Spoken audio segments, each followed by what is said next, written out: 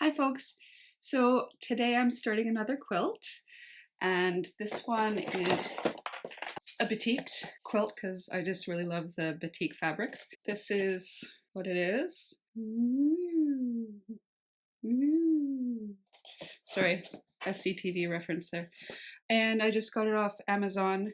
What I want to do is everyone has a little battle on the couch for who gets the couch blankie. So what I want to do is make a couch blankie. The couch has about 6 feet of sitting area, so I want to make the blankie big enough that somebody at one end can kind of lie down, someone at the other end can lie down, and everyone can kind of have the blankie, you know, where you want to have a blankie kind of curled up like that.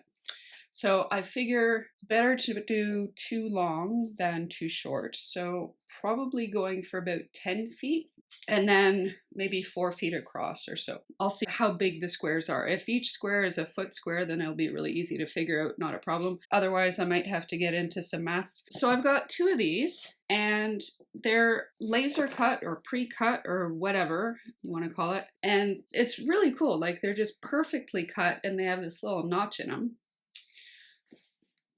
So the first thing I did is I opened up both kits and then I went through and I organized things. So I kind of found like 4 of a kind and then of the other shape that it says to start out sewing your A's and your B's. So this is what you're doing, your A's and your B's. So first thing you do is sew those together. So I went through, first of all, with all my A's, which is the bigger shape, and then with my B's, which were the smaller shape. And I found 4 of a kind, and then I went through and I partnered up 4 of a kind of A with 4 of a kind of B, and now I'm in the process of sewing them together. I don't know if you can hear that. You can probably hear that. Okay, and then I'm pinning that result together. So the fun thing is, and I mean fun sarcastically, is that when you're putting them together, this is, you know, a curve. You can't really pin them together when you're cutting them because the curve is kind of opposite. So, okay, first of all, you have to figure out what the top side is. And then the other top side. Okay, so you want to put your right sides together like you normally do, and your notch. But now, weirdness. So you have to kind of put the ends together and then keep shifting it along as you go. So I'll show you. All right, so here we go. I'm using this kind of khaki thread because I figure it's kind of the average of all the colors that I've got going. Alrighty. So I'm just starting at this here, and I want to go all the way along there.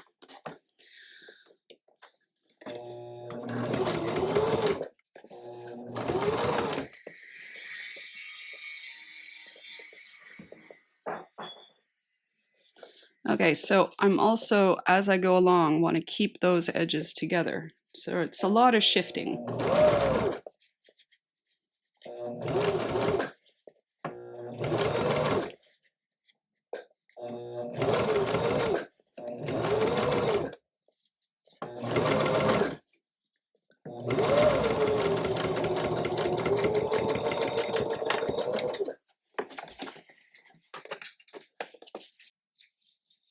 All right, so there we go. So those are sewn together and I just have to do another 4 of those and then I will pin them together like this. And then I will put them in the pile of stuff to be ironed. So there we go. That's starting the batik quilt. So see you in a bit when I'm done that.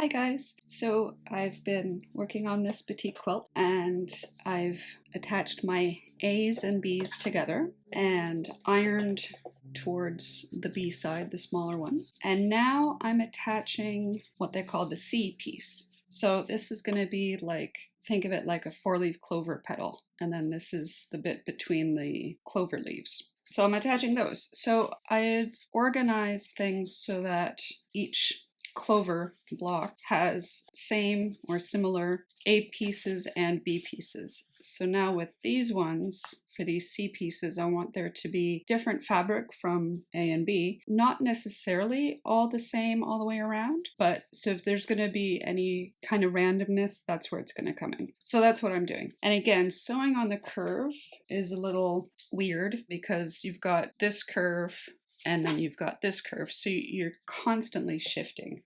So that's what I'm doing right now.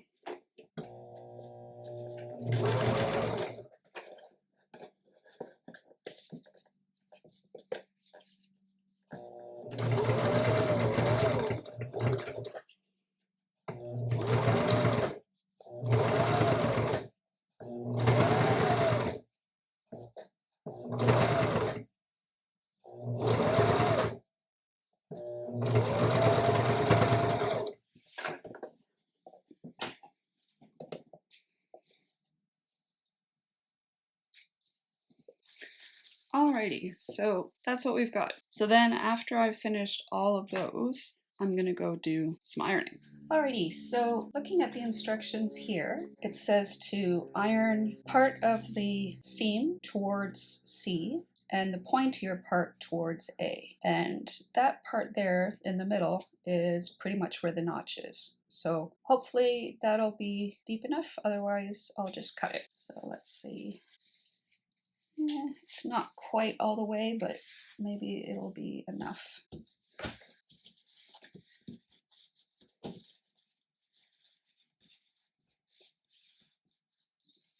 Sorry. And then over this way.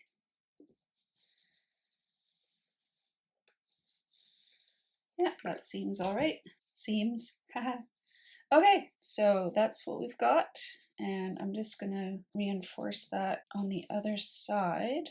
Make sure that I'm right along the seam and not folding anything strangely. There we go, pretty good. Okay, so I'm just gonna do this another 500 times. Alrighty, so I have gone through and sewn A, B's, and C's together. And I've also ironed the way they've asked me to. So now I'm going to be sewing 2 of these pieces together at a time. So it's going to be like that. Now, originally I was thinking it needed to be like that, but then my edges wouldn't line up straight. So I'm going to be sewing them like that. And it looks like this is shifted down, but I think it'll be okay when it's all said and done. These notches here line up when I have these edges line up. So I think it'll be okay. I hope so, because I've done all of them except this one like that. So what I'm going to be doing is keeping these 2 lined up in parallel, and then as I go along, just keep shifting this along. So it's kind of like following the tangent of this. So at each part that I'm going along, I'm keeping them parallel there. And then these cuts here that I'm taking as the width of the seam. So that's what I'm going with. We'll see if it works out.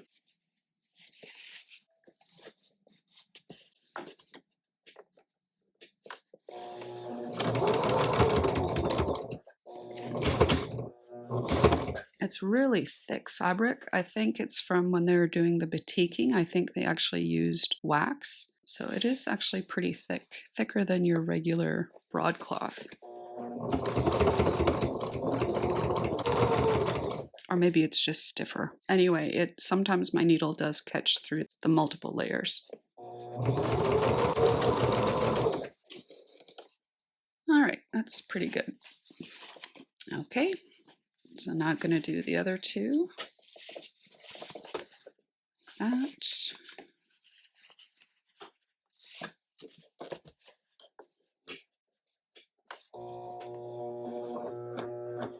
You can do it.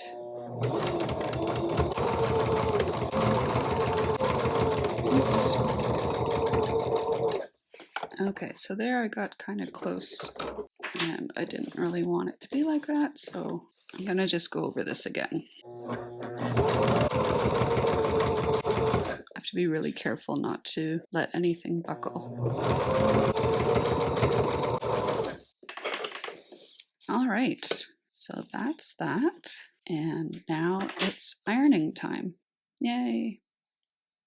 Alrighty, so I'm just going to be ironing along here the same way that I did here. So this part is going to go this way and this part is going to go over this way. I see there I'm going to have to clip somebody.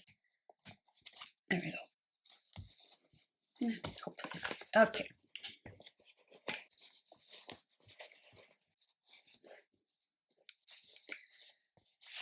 And this like that.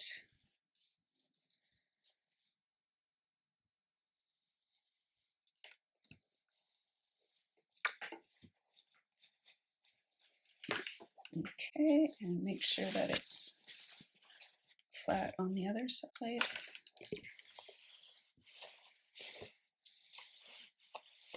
All right, so that's pretty good. So I'll just keep doing that. So one of the issues that I've come upon is that sometimes this doesn't open up all the way. So I want it to kind of be like that so I can iron it that way. But sometimes it's doing that and getting caught. So I've just been kind of clipping this here.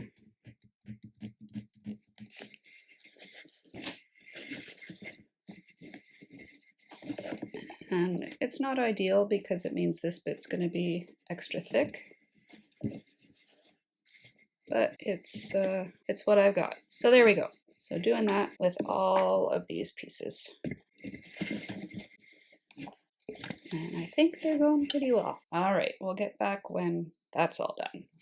Alrighty, so I've got all of my ABC pieces ironed with everything the way it's supposed to be. And now it says to sew the final halves together. And then after that, I will be opening up that last seam and ironing it like that. Alrighty, so here we go. Okay, just make sure that's how I want it to be. And yep, it is. And again, it's going to be a little fiddly having to shuffle things along because things don't quite line up right. We got a curve going on a curve, but it'll be fine. We've done this before. I'm starting with those two together and these right here together like a tangent. Okay, wish me luck.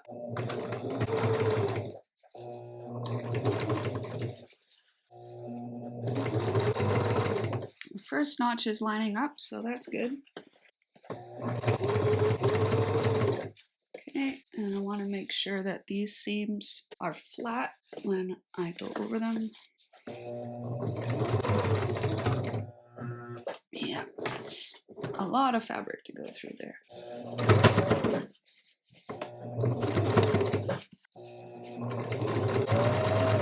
And second notch is lining up. All right, there we go. I haven't been going back and forth over my seams because with my last quilt I ended up cutting those parts off. So we'll see, hopefully the whole thing won't unravel. Okay, so there's that block. And then when I iron this seam, I'm going to be ironing it with the seams open like that. Okay, so I just have to do this another, I don't know, 80 times and I'll get back to you. All right, so I'm having a bit of an issue here. My centers are not lining up and the photo of the quilt very much shows the centers lining up. So here, can you see that? Centers lining up. All right, so I went and I started from the middle, which they didn't say to do. I started from the middle, went out one way, which you can see by the double seam I had to do over again, which is going to mean that I won't be able to open that seam up to iron it. And then I went out this way, and that did get everybody lining up in the middle. However, it means that this is in the width of a seam, and this is in the width of a seam. And so I'm going to end up having to chop things down all the way around. And that's not great. Whereas this one, where the centers don't line up, I don't know, things seem to be a little bit closer around for all the edges. So I'm not sure yet what I want to do. I want the centers to look like this one, but I want the edges to look like this one. So I don't know. We'll have to just kind of see how it goes, and hopefully whatever happens will end up being okay. Sure, in the big scheme of things, it doesn't really matter super much, but I would like it to be as good as I can get it. So we'll just keep trying.